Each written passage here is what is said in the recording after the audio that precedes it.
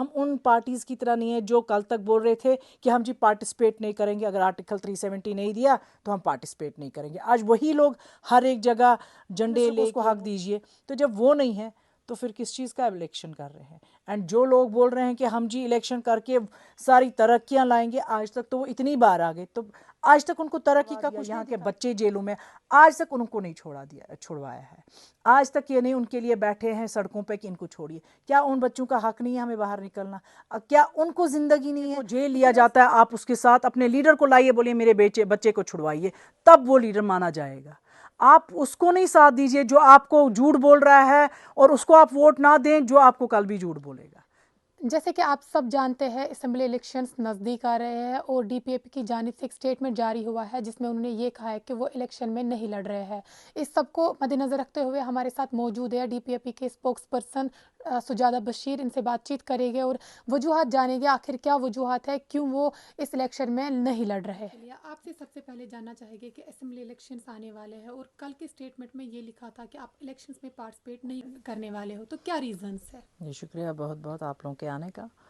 कोई ऐसी वजह नहीं है कि नहीं हम लोग पार्टिसिपेट नहीं करेंगे। हमने वो क्लियर किया है कि आज़ाद साहब की तबीयत सही नहीं है, क्योंकि वो कुछ दिन से कभी दिल्ली, कभी श्रीनगर, कभी दिल्ली, कभी कश्मीर आ रहे थे, कभी जम्मू, बट वो ट्रैवल भी उनके लिए एक प्रॉब्लम हो गई कि उनकी सेहत जो है वो ख़राब होती गई। चेस्ट इन्फेक्शन उनका बहुत ज़्यादा हो गया, जिसमें उनको अर्जेंटली दिल्ली वापस जाना पड़ा एंड वो एडमिट भी हो गए।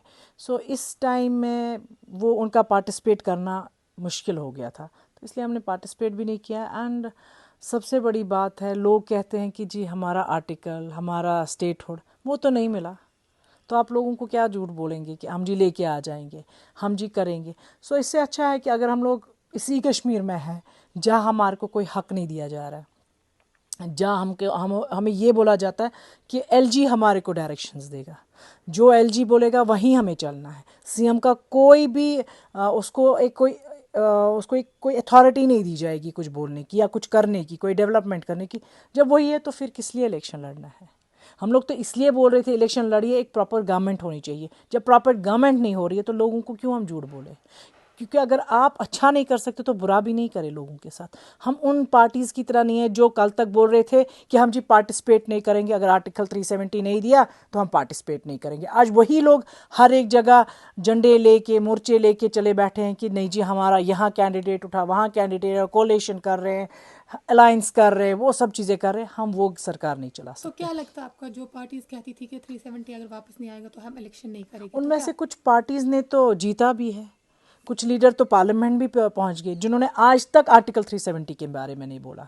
जो बोलते थे कि हम लोग जी जो ही जीतेंगे तो हम लोग जी बैठेंगे, हम धरने पे बैठ जाएंगे पार्लियामेंट हाउस में, तो वो तो धरना कभी दिखा नहीं। तो वो जिनको धरना देना था वो गुलाम नबी आज़ाद साहब ही थे। वो गुलाम नबी आज़ाद साहब ही थे जिन्होंने 2.5 घंटे कंटिन्यूसली बैठे कि नहीं प्लीज़ हमारी एक पहचान है वो ख़त्म ना करें। क्योंकि जम्मू कश्मीर के लिए क्यों आर्टिकल रखा गया था, क्यों उसको स्टेट, कहाँ ये कंट्री थी, कंट्री का अपना एक प्राइम मिनिस्टर था, प्रेसिडेंट था, उसको फिर स्टेट से अब यूटी। यहाँ लोग सुनते हैं यूटी को स्टेट में ट्रांसफ़र करते हैं, और हमें तो अपनी पहचान से ही ऐसा कर दिया कि हमारी कोई पहचान नहीं रही। और अगर जब हमारी पहचान नहीं है और अब हमारे चीफ मिनिस्टर का भी कोई पहचान नहीं होगी, तो फिर किस चीज़ का इलेक्शन है? अगर आप दे रहे हैं प्रॉपर स्टेटहुड दीजिए, प्रॉपर एक प्राइम मिनिस्टर को उसके हक, चीफ मिनिस्टर को उसको हक दीजिए। तो जब वो नहीं है तो फिर किस चीज़ का इलेक्शन कर रहे हैं? एंड जो लोग बोल रहे हैं कि हम जी इलेक्शन करके सारी तरक्कियां लाएंगे, आज तक तो वो इतनी बार आ गए, तो आज तक उनको तरक्की का कुछ नहीं दिखा। जिनको करना होता है वो बोलते नहीं हैं, वो आज़ाद जैसे होते हैं, जैसे उनको करना था उन्होंने किया, उन्होंने बोले बगैर ही किया है। तो वो आज तक इतनी बार उन्होंने गवर्नमेंट्स बनाई, आज तक उन्होंने खाली लोगों को बंद करवा दिया, यहाँ के बच्चे जेलों में, आज तक उनको नहीं छुड़वाया है। आज तक ये नहीं उनके लिए बैठे हैं सड़कों पे कि इनको छोड़िए। क्या उन बच्चों का हक नहीं है हमें बाहर निकलना?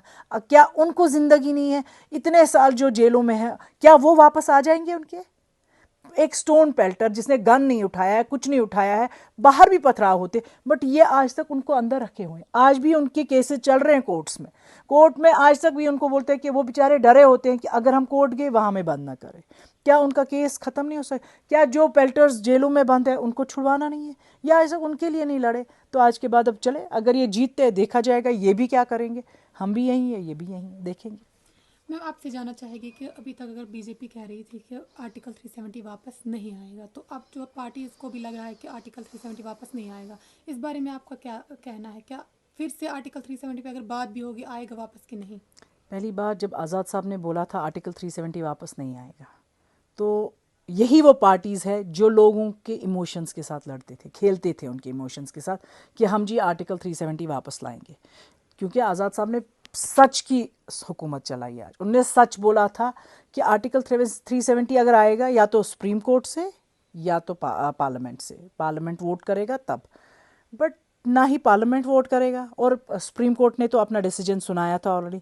तो अब हम अगर लोगों को झूठ बोलेंगे तो लोग तो अब अवेयर है हर एक चीज़ से। आज आप अगर किसी को भी पूछेंगे आर्टिकल 3, वो कहते हैं तलस करियो छप ये मजाक करियो बस बंद। आज भी ये लोगों को वही बोलते हैं। पार्लियामेंट में भी इन्होंने लोगों को वही बोला कि आर्टिकल 370 हम लड़ेंगे उसके लिए। तो लड़ेंगे, लोगों के इमोशन से खेल रहे हैं, उनको धोखा दे रहे हैं। धोखा नहीं दीजिए, आप सच बोलिए इनसे, नहीं ये ख़त्म हो चुका है। एंड जब ये था तब हमने उसकी कोई प्रोटेक्शन नहीं की, हमने उसको कोर्ट में नहीं लाया कि इसको परमानेंट करने के लिए। तब ये लोग अपनी अपनी चेयर्स पे बैठे थे, तब लोगों को बोला जाता था है ये कुछ नहीं है, ये इसको अगर हाथ लगाएंगे जी हम लोग रिज़ाइन करेंगे, ये या खून की नदियाँ बहेंगी। क्या हुआ? कुछ नहीं हुआ है। ये ख़त्म भी हो गया, पहचान अपनी हमारी ख़त्म। स्टेट से हम लोग यूटी, और वो दो यूटीज़ में, तो वो किधर है? ये लोगों को झूठ बोल रहे हैं। आज भी लोगों को वही सियासत चला रहे कि हम लोग जी वापस लाएंगे। खुदा के वास्ते ये बंद करिए ये ड्रामा। लोगों को आप सच्चाई सुनाइए, जो सच है वो बोलिए। नहीं तो अगर आप लाएंगे तो आज से स्टार्ट करिए काम, आज से उनको बताइए कि हाँ मैं लेके आएंगे तो लेके आ जाए। वरना ये जो झूठ बोल रहे हैं कि हम लोग जी आर्टिकल लाएंगे, ये झूठ बंद करिए, ये सारा ड्रामाबाजी बंद किए। रिसेंटली अभी शायद बीजेपी ने इनको भी बोला, राहुल गांधी जी को भी बोला कि अगर अगर आपने आर्टिकल के बारे में बोला तो आपको जी लोगों को जवाब देना है। तो वो दूसरी बात ही नहीं कर सके। Is any party ready to talk about this outside gent के? कोई नहीं रेडी है। तो आप यहां भी वही बोलिए जो सच है। हम लोग भी एक तरह से चुपके बैठे क्योंकि हमसे नहीं हो रहा है, हमें पता है हम नहीं ला सकते आर्टिकल 370। तो क्यों हम धोखे में रखे लोगों को? हमें स्टेटहुड बोला था, हम स्टेटहुड इलेक्शन से पहले देंगे, अब बोल रहे नहीं जी अब हम लोग स्टेटहुड भी देखेंगे इलेक्शन के बाद कब दिया जाएगा। तो क्यों हम लोग झूठ बोलें? आप सच की सियासत चलाइए, यहाँ के लोगों के इमोशन से नहीं खेलिए। यहाँ के बच्चे जेलों में बंद है, उनको बाहर निकलवाइए, उनके हक के लिए लड़िए आप। तब बात है हाँ भाई हमारे बच्चे जिनको हक है जीने का, जो बहुत ज़्यादा सह चुके हैं, उनको निकालिए, उनको जीने दीजिए। झूठ बोले हैं वो, आज तक भी झूठ बोले हैं, इसके बाद भी वो झूठ बोलेंगे। ये इससे पहले भी लोगों को बोलते थे कि हम लोग जी आर्टिकल वापस लेके आ जाएंगे। जब तक सुप्रीम कोर्ट ने भी स्टैंप दे दी कि आर्टिकल खत्म, तब तक भी ये अभी भी ये यही झूठ बोल रहे हैं। और ये वही लोग हैं जिन्होंने कहा कि हम कॉर्पोरेटर्स नहीं उठाएंगे, फिर उन्होंने कॉर्पोरेटर्स भी दिए, फिर उन्होंने कहा हम लोग पार्लियामेंट में पार्टिसिपेट नहीं करेंगे, इनके ही पहले पार्लियामेंट्स में पार्टिसिपेट किए, फिर अब ये बोल रहे थे कि हम जी असेंबली इलेक्शन में नहीं लड़ेंगे, एंड पहले इन्होंने नॉमिनेशन फॉर्म्स भरे, और आज भी लोगों को झूठ बोल रहे हैं, एंड आज के बाद भी लोगों को ये झूठ बोल रहे हैं। खुदा के वास्ते ये बंद करिए ये ड्रामाबाजी। आप एक लोगों को अच्छी सी जिंदगी जीने दीजिए, झूठ की जिंदगी ना जीने दें उनको।